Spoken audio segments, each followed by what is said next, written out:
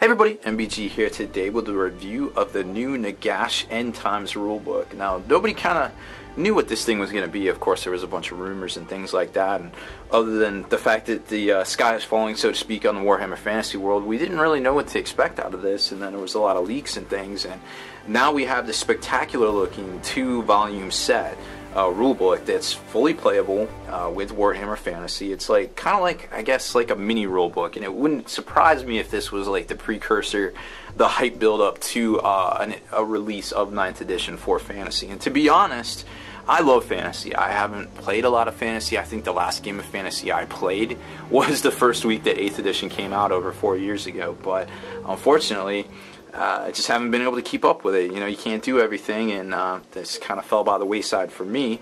But I still have, you know, a Chaos Warriors army, which, from what I understand, are pretty good these days. And I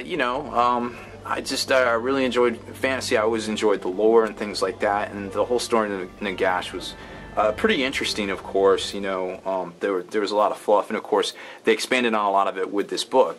Now, if you haven't seen this yet, it's pretty cool. It comes in a large slipcover, similar to how the 40K book comes now.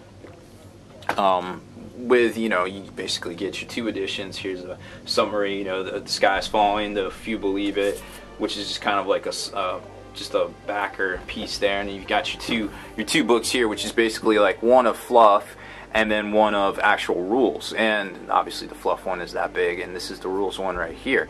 And if you haven't heard, you can basically use some of the lores and things in your normal games of Fantasy, regardless of what army you actually play. So you've got the Book of Nagash, which is book 2, and then you've got the normal fluff book right here, which is the larger book, so to speak. So this is basically comparable to, in size, to a 40K codex. You're talking about 100 pages here. This one is, I think it was 300-ish, 250, 300-ish. And to be honest, like, I flipped through it and I couldn't stop reading it, so I had to put it down. It is that interesting, and it really gets into a lot of fluff and background. Like I said, they really expanded on a lot of the stuff from the last time Nagash died at the hands of Sigmar himself. So it's pretty interesting stuff there.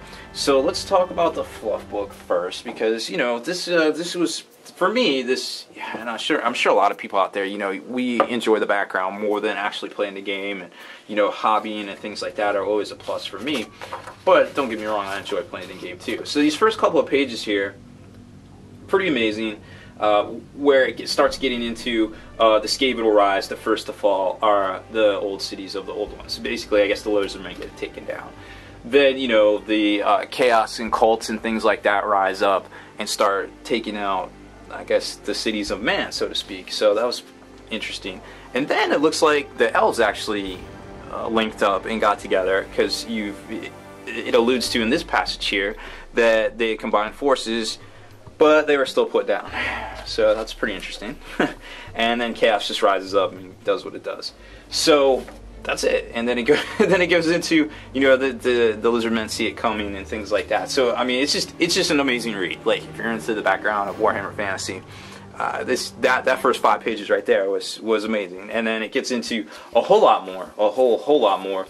It expands on each, you know, all of these battles with different of Nagash's lieutenants rising.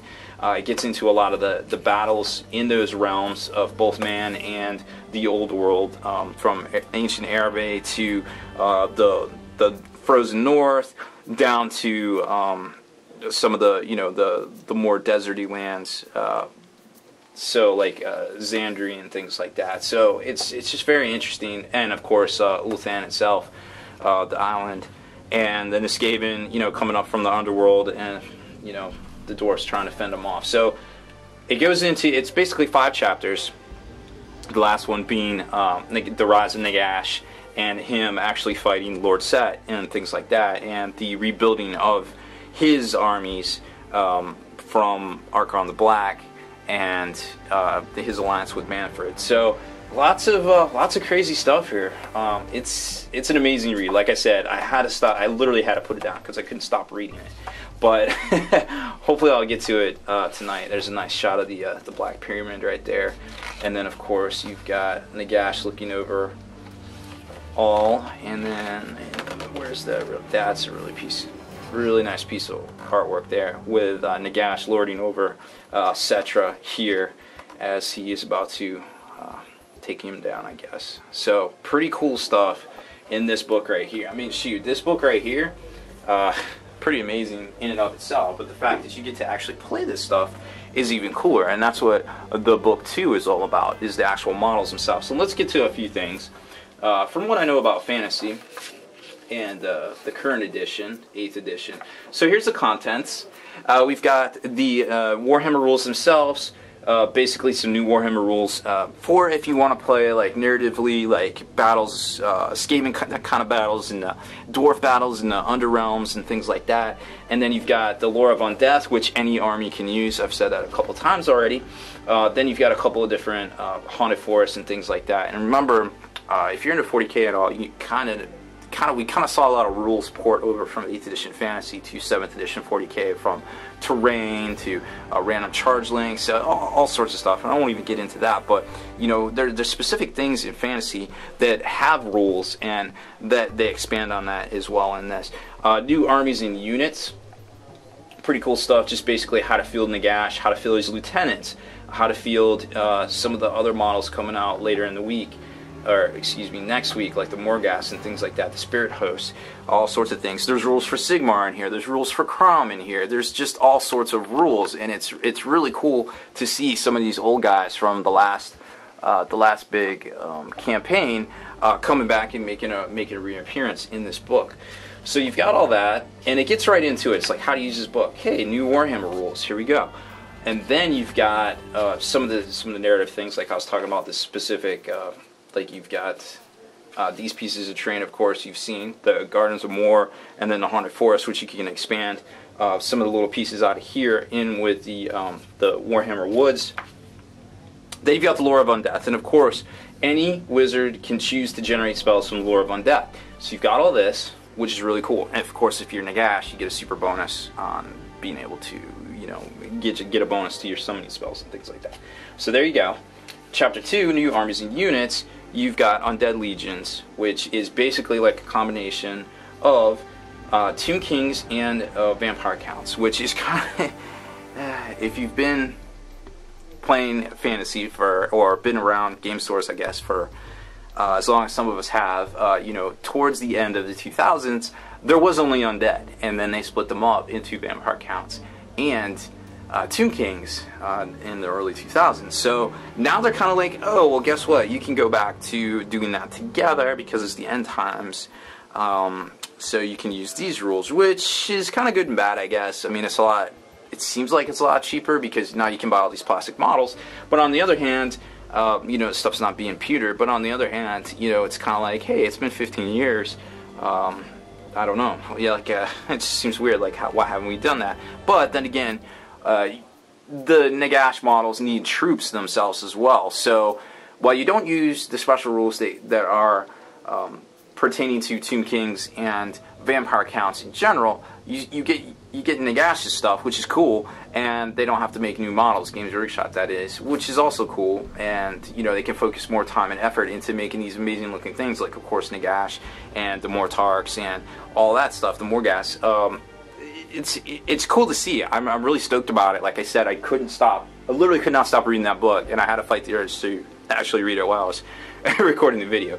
So another thing that's worth mentioning, the army selection summary table. Like normally lords and heroes, it's a little bit different here, but now there's no limit to duplicates. So like, you know, say you want to take you know, the Mortarks, you can basically do whatever as long as you have the points available. Up to 50% of your army can be lords or heroes, things like that. So kind of cool. Like, it kind of mixes it up a little bit. Like, you can kind of get away from the conventional force organization, so to speak, for fantasy, and do some different things with these new models that are coming out for Nagash. So that's pretty cool to see. And then you've got, you know, it basically breaks it down like what it all is right here. And then it gets into the actual models themselves. Of course, Nagash, very cool alternate paint job for him that we really haven't seen yet right here. All his items. Of course, this was spoiled. I guess it was last White Dwarf, but I thought he was 1,500 points, but now he's 1,000. I don't know. Maybe I was mistaken. Maybe it was him versus 1,500 points. Anyways, it's hard to remember everything these days, but Nagash is still no cream puff. Then you get into Manfred, one of his lieutenants, and there's his points and all his special abilities. And now this is the Mortarch kit, which makes, of course, Manfred, or you can make Archon the Black, which there's his rules, and there's his mount and things like that. Or you can make Neferata, and there's her mount and the model itself. So it's pretty cool that you can actually get exactly what you want in one kit, which is really nice to see. And it can make 3 different kits. And of course, I mean, if you're a kit basher, this kit's for you because you can port this stuff over to 40K. You could maybe magnetize it and switch it up depending on which particular lieutenant you want to run. Like I said, we've seen some of the older characters here. We got Krell, then you got Vlad, which I guess died but didn't die. I don't know. It's hard to keep track of these guys after a while, right? The Morghast, which are going to be a new release here soon, which of course will probably see some 40K players using these guys as greater demons because they are just spectacular looking in any format. Volton, Crom the Conqueror, one of the more earlier models that Games Workshop designed. Of course not that version, but just the character itself. And then it gets into a spectacular section of narrative scenarios because of course once we get right down to it, I mean really this stuff's just about forging your own narrative, and in fantasy it's no different. You know, everybody just wants to, hey, I want to reenact this battle, I like this battle, I've read about this battle since I was in high school or whatever, you know, I just want to play that. And that's what we do, and that's what makes this hobby / game really cool. Then you get in the appendix where it goes over a lot of different battles and the special rules particular to each of those battles, which is kind of cool. And then you get into, where is it? I guess that was it. So pretty much that's your index section there. So like I said, this is how you can run these models in Warhammer Fantasy, and also some extra battles, some narrative battles kind of thing, special scenarios and such, to actually play and reenact some of the battles, past battles and newer battles for Nagash's rise to power during the end times. So, you know, this, I mean, I can't say any much else better. My words are terrible. It's a spectacular book. It's a really cool set. I think it retails for $85, but in the realm of things, you know, it's a cool rule set, and it's really cool history to see for the game itself. And of course, it's got a playable version of it as well. That's another 100 pages. So any way you look at it, if it even interests you in any way possible, you're probably going to want to pick it up.